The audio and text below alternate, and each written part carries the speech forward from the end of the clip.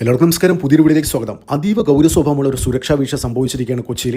അതായത് കൊച്ചിയിലെ naval ബേസിലെ INS ദ്രോണാചാരി എന്ന് പറയുന്ന യുദ്ധക്കപ്പൽ സ്ഥിതി ചെയ്യുന്ന സ്ഥലത്ത് ഡ്രോൺ പറത്തിയ 2 അമേരിക്കൻ പൗരന്മാരെ കൊച്ചി പോലീസ് ഇന്നലെ അറസ്റ്റ് ചെയ്തു. അതായത് ഈ സ്ഥലത്ത് ഡ്രോൺ പറത്തുന്നത് കണ്ട് നാട്ടുകാരാണ് പോലീസിനെ വിവരം അറിയിക്കുന്നത്.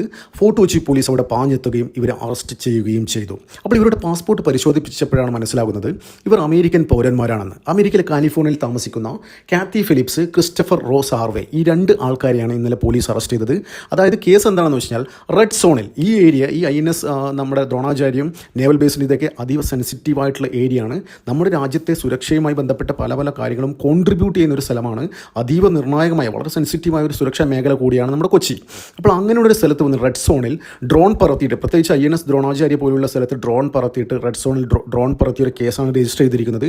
പക്ഷേ ഇതിൻ്റെ സ്വഭാവം അതിന് ചെറുതായിട്ട് ലഘൂകരിച്ച് കാണാൻ പറ്റില്ല. വളരെ ഗൗരവ സ്വഭാവമുള്ള ഒരു കാര്യമാണ് ഈ ഒരു കേസ്. അപ്പോൾ വലിയ രീതിയിലുള്ള അന്വേഷണം തന്നെ വേണം. കേരളത്തിലെ പോലീസ് അന്വേഷിച്ച് കഴിഞ്ഞാൽ ഇവിടെ എവിടെയും എത്താൻ പോകുന്നില്ല. അതായത് ഇത് രാജ്യ സുരക്ഷയെ ബാധിക്കുന്ന ഒരു കാര്യമാണ്. ഒരു സുരക്ഷാ വീക്ഷണം ഇവിടെ സംഭവിച്ചിരിക്കുന്നത്. ഉടൻ തന്നെ കേന്ദ്ര അന്വേഷണ ഏജൻസികൾ, NIA പോലുള്ള അന്വേഷണ ഏജൻസികൾ ഇവരെ പിടികൂടി ചോദ്യം ചെയ്യണം എന്നാണ് ഇപ്പോൾ പൊതുവെ ഉയരുന്നൊരു അഭിപ്രായം. കാരണം എന്താണെന്ന് വെച്ച് കഴിഞ്ഞാൽ കഴിഞ്ഞ കുറേ ദിവസങ്ങളായിട്ട് നമ്മൾ വാർത്തകൾ കേൾക്കുന്നു. രാജ്യത്തുടനീളം അമേരിക്കൻ പൗരന്മാർ, അതായത് അമേരിക്കയുടെ ചാരസംഘടനകൾക്ക് വേണ്ടിയിട്ടും അമേരിക്കയുടെ സർക്കാരിന് വേണ്ടിയിട്ടും ലോകത്തെ പല ഭാഗങ്ങളിലും പല രാജ്യങ്ങളും സഞ്ചരിച്ചിട്ട് വലിയ രീതിയിലുള്ള കലാപങ്ങളും പ്രക്ഷോഭങ്ങളും ഉണ്ടാക്കാൻ ശ്രമിക്കുന്ന ആൾക്കാരെ രാജ്യത്തിൻ്റെ വിവിധ ഭാഗങ്ങളിൽ നിന്ന് പിടികൂടിയ വാർത്ത നമ്മൾ അടുത്ത കാലത്ത് കേട്ടെ. കഴിഞ്ഞ ആഴ്ചയാണ് കൊൽക്കത്തയിൽ വെച്ച് മാത്യു വാൻഡൈക്ക് എന്ന് പറയുന്ന വളരെ കുപ്രസിദ്ധിയുള്ള ഒരു അമേരിക്കൻ രഹസ്യാന്വേഷണ ഏജൻസികൾക്ക് വേണ്ടിയിട്ടും അമേരിക്കൻ സൈന്യത്തിലെ ഒരു ചാരനെയും പിടികൂടിയത്.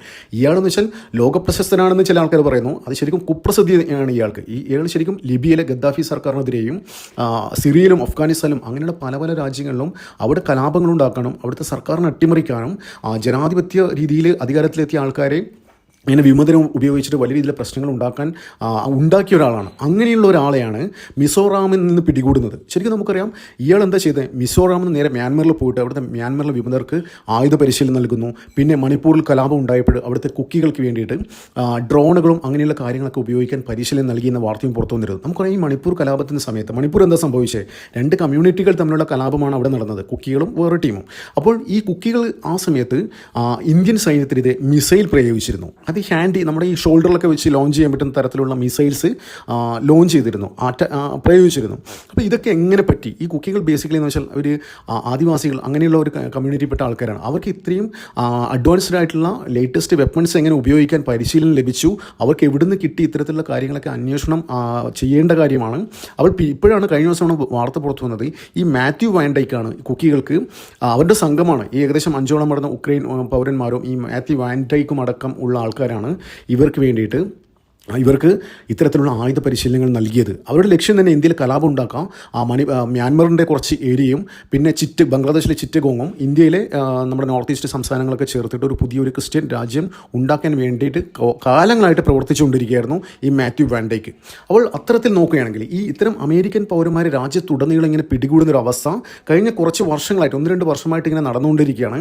അപ്പോൾ അതും വെച്ച് നോക്കുകയാണെങ്കിൽ ഇന്ന് കൊച്ചിയിൽ പിടികൂടിയ കാത്തി ഫിലിപ്സും ക്രിസ്റ്റഫർ റോസ് ഹാർവേയും അവരുടെ വിശദമായ അന്വേഷണം നടത്തണം. ഇപ്പോൾ ചില ദേശീയ മാധ്യമങ്ങൾക്ക്, നമ്മുടെ കേരളത്തിലെ മാധ്യമങ്ങൾ ഈ വാർത്ത വളരെ ലഘൂകരിച്ചാണ് റിപ്പോർട്ട് ചെയ്തത്. കാരണം എന്ന് വെച്ച് കഴിഞ്ഞാൽ ഡ്രോൺ പറത്തി, അതായത് ഫോർട്ട് കൊച്ചിയിൽ ടൂറിസ്റ്റുകൾ വന്നിട്ട് ഡ്രോൺ പറത്തി എന്ന രീതിയിൽ ആണ് അവർ റിപ്പോർട്ട് ചെയ്തത്. പക്ഷേ ഞാൻ നേരത്തെ പറഞ്ഞ കാര്യങ്ങൾ, പല കാര്യങ്ങൾ, ഈ മാത്യു വാൻഡൈക്കിൻ്റെ കാര്യം മാത്രമല്ല, കുറച്ച് നാൾ മുന്നേ അമേരിക്കൻ സൈന്യത്തിലെ സർവിങ് സൈനികനായ കുറച്ച് ആൾക്കാരെ നമ്മുടെ മഹാരാഷ്ട്രയിലെ പൂനെയിൽ വെച്ച് പിടികൂടി എന്ന് വെച്ച് കഴിഞ്ഞാൽ അത് ബിസിനസ് ആവശ്യത്തിന് ഇന്ത്യയിൽ വന്നിട്ട് അവിടെ മതപരിവർത്തനം അങ്ങനെയുള്ള കാര്യങ്ങളായിട്ട് മുന്നോട്ട് പോകുന്നതിനിടയിൽ അവിടെ പോലീസ് അറസ്റ്റ് ചെയ്തു. അയാൾ ഇപ്പോഴും ഇന്ത്യൻ പോലീസിൻ്റെ കസ്റ്റഡിയിൽ തന്നെയാണ് ഉള്ളത്. അപ്പോൾ പല ആൾക്കാരും അമേരിക്കൻ സൈന്യത്തിലെ ആൾക്കാർ തന്നെ, സർവിങ് സൈനികനായ ആൾക്കാർ പോലും ഇവിടെ ബിസിനസ് വിസയിൽ വന്നിട്ട് പല കാര്യങ്ങളും ചെയ്യുന്നു. അപ്പോൾ നമുക്കറിയാം, പ്രത്യേകിച്ച് ഇപ്പം ജിയോ പൊളിറ്റിക്സ് വെച്ച് നോക്കുകയാണെങ്കിൽ നമ്മുടെ ഓപ്പറേഷൻ സിന്ദൂറിന് ശേഷം പല കാര്യങ്ങൾ, ഡൊണാൾഡ് ട്രംപിൻ്റെ 2ാം ടേം അധികാരത്തിൽ വന്നതിന് ശേഷം ഇന്ത്യയെ അവർ വരുതിക്ക് നിർത്താൻ ശ്രമിച്ചുകൊണ്ടിരിക്കുകയാണ്. പക്ഷെ നടക്കുന്നില്ല.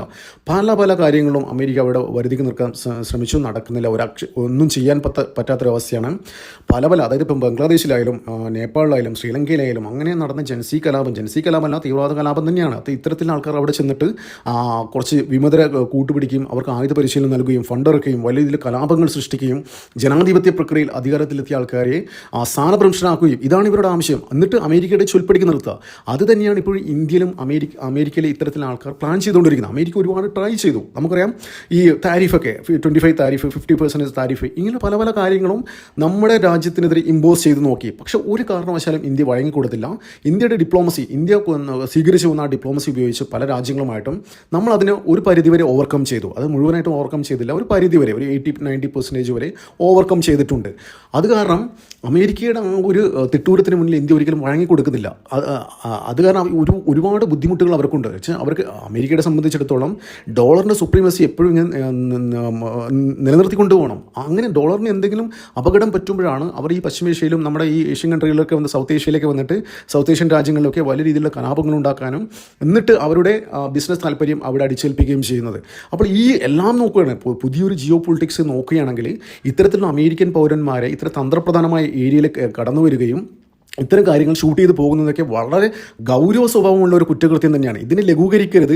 NIA വന്നിട്ട് ഇവർ ഡീറ്റെയിൽ ആയിട്ട് അന്വേഷിക്കണം. ഇപ്പോൾ ചില മാധ്യമങ്ങളൊക്കെ, ദേശീയ മാധ്യമങ്ങളൊക്കെ റിപ്പോർട്ട് ചെയ്യുന്നത്, അത് ഈ വാർത്ത വലിയ രീതിയിൽ റിപ്പോർട്ട് ചെയ്യുന്നുണ്ട്. അപ്പോൾ ഇവർ ഓൾറെഡി ബംഗ്ലാദേശ്, മ്യാൻമർ, അഫ്ഗാനിസ്ഥാൻ പോലുള്ള രാജ്യങ്ങൾ സന്ദർശിച്ചിട്ടുണ്ട്, അതായത് ടൂറിസ്റ്റ് വിസയിൽ സന്ദർശിച്ചിട്ടുണ്ട് എന്നാണ്. അപ്പോൾ എന്തിനാണ്, അതായത് ഈ ബംഗ്ലാദേശും മ്യാൻമറും അഫ്ഗാനിസ്ഥാനും പോലുള്ള രാജ്യങ്ങൾ നമ്മളിപ്പോൾ പുതിയ ജിയോ പൊളിറ്റിക്സ് നോക്കുകയാണെങ്കിൽ വലിയ രീതിയിൽ നമ്മുടെ രാജ്യത്തിനോട് വളരെ ബാധിക്കുന്ന, അതായത് റിലേറ്റ് ചെയ്യുന്ന പല പല റിലേറ്റ് ചെയ്യുന്ന കാര്യങ്ങൾ നടക്കുന്ന രാജ്യങ്ങളാണ്. അപ്പോൾ ഈ രാജ്യങ്ങളൊക്കെ പോയിട്ടാണ് ഈ കാത്തി ഫിലിപ്സും ക്രിസ്റ്റഫർ റോസ് ഹാർവേയും ഇങ്ങോട്ട് വരുന്നത്. അപ്പോൾ ഇത്തരത്തിലുള്ള കാര്യങ്ങളാണ് ഇപ്പോൾ പുറത്തു വന്നുകൊണ്ടിരിക്കുന്നത്. അപ്പോൾ ഇതെന്ത് തന്നെയായാലും ചെറിയ കാര്യമല്ല. അപ്പോൾ ആൾക്കാരൊക്കെ ചോദിക്കുകയാണ്, ചില കമൻറ്റുകളൊക്കെ ഞാൻ കണ്ടു. ഈ വീഡിയോ റിപ്പോർട്ട് ചെയ്ത മാതൃഭൂമിയും മറ്റേ ഓൺലൈൻ മാധ്യമങ്ങളൊക്കെ റിപ്പോർട്ട് ചെയ്ത കാര്യങ്ങളൊക്കെ അടിയിൽ വന്ന ചില കമൻറ്റുകൾ ഞാൻ നോക്കി. അതിൽ ചില ആൾക്കാർ ചോദിക്കുന്നത്, അതായത് ഇന്ത്യൻ സർക്കാരിന് ഒരു സുരക്ഷാ സംവിധാനങ്ങളുമില്ലേ, ഇത്തരം ഡ്രോണുകളുമായിട്ട് ഇന്ത്യയിൽ വരുന്ന ആൾക്കാരെ അവർ പരിശോധിക്കാനും അത് ചെക്ക് ചെയ്യാനുമുള്ള സെക്യൂരിറ്റി മെഷർമെൻറ്റ്സ് ഇന്ത്യയിലില്ലേ എന്നാണ് അവർ ചോദിക്കുന്നത്. ഇപ്പോൾ ഞാൻ ഒരു കാര്യം പറയാം, എല്ലാ ലോകത്തെ മിക്ക രാജ്യങ്ങളിലും നമ്മൾ അങ്ങോട്ടും ഇങ്ങോട്ടും ട്രാവൽ ചെയ്യുമ്പോൾ ചെറിയ ഡ്രോണുകൾ നമുക്ക് ക്യാരി ചെയ്യാം. 200-300 ഗ്രാമുള്ള ഡ്രോണുകൾ നമുക്ക് ക്യാരി ചെയ്യാം. ഇപ്പം നമ്മുടെ ഒരുപാട് വ്ളോഗേഴ്സും ആൾക്കാരൊക്കെ പല രാജ്യങ്ങൾക്കും ട്രാവൽ ചെയ്യുന്നുണ്ട്. അപ്പോൾ അവരൊക്കെ ഫ്ലൈറ്റിൽ പോകുമ്പോൾ ഈ ഡ്രോണുകളൊക്കെ ആയിട്ടാണ് കൊണ്ടുപോകുന്നത്. അതിന് തെറ്റില്ല, നമുക്കതിന് ഒരിക്കലും ഒരു സുരക്ഷാ വീഴ്ചയായിട്ട് കരുതാൻ പറ്റില്ല. അപ്പോൾ ഇത്തരത്തിലുള്ള ഹൈലി കപ്പാസിറ്റിയുള്ള, പ്രത്യേകിച്ച് എത്ര ഉയരത്തിൽ പോലും നമ്മുടെ കാര്യങ്ങളൊക്കെ എല്ലാം അതിസൂക്ഷ്മമായി ഒപ്പിയെടുക്കാൻ പറ്റുന്ന കാര്യങ്ങളായിട്ടായിരിക്കാം ചിലപ്പോൾ ഇവർ വന്നിരിക്കുന്നത്. അപ്പോൾ ഇവർ ഈ INS വിക്രാന്തും ഈ INS ദ്രോണാചാര്യം INS വിക്രാന്തും ഒക്കെ ഉള്ള സ്ഥലത്ത് വന്നിട്ട് ഇത്തരത്തിലുള്ള കാര്യങ്ങൾ ഒപ്പിയെടുക്കുന്നതിന് പിന്നിൽ വലിയ രീതിയിൽ ഗൂഢാലോചനയുണ്ട്. ഇത് കേരള പോലീസ് അന്വേഷിച്ചാൽ നടക്കുന്ന കാര്യമല്ല. കാരണം എന്താണെന്ന് വെച്ച് കഴിഞ്ഞാൽ കേരള പോലീസിൻ്റെ ചിലപ്പോൾ കേരള പോലീസിൻ്റെ പരിധിയിൽ അവരുടെ ആ ഒരു ജൂറിസ്ഡിക്ഷനിൽ നിൽക്കാൻ പറ്റുന്ന കേസല്ല ഇത് ശരിക്കും കേന്ദ്ര അന്വേഷണ ഏജൻസികൾ തന്നെ ഏറ്റെടുക്കണം. എന്നാൽ മാത്രമേ ഇതിന് പുറകെയുള്ള കാര്യങ്ങളൊക്കെ പുറത്തു വരൂ. അപ്പോൾ എന്തിനായാലും കൊച്ചിയിൽ സംഭവിച്ചിരിക്കുന്നത് അതീവ ഗൗരവ സ്വഭാവമുള്ള സുരക്ഷാ വീഴ്ചയാണ്. NIAക്ക് കൈമാറിയിട്ട് വിശദമായ അന്വേഷണം വേണമെന്നാണ് എൻ്റെ വ്യക്തിപരമായ അഭിപ്രായം. നന്ദി, നമസ്കാരം. മറ്റൊരു വീഡിയോ കാണാം.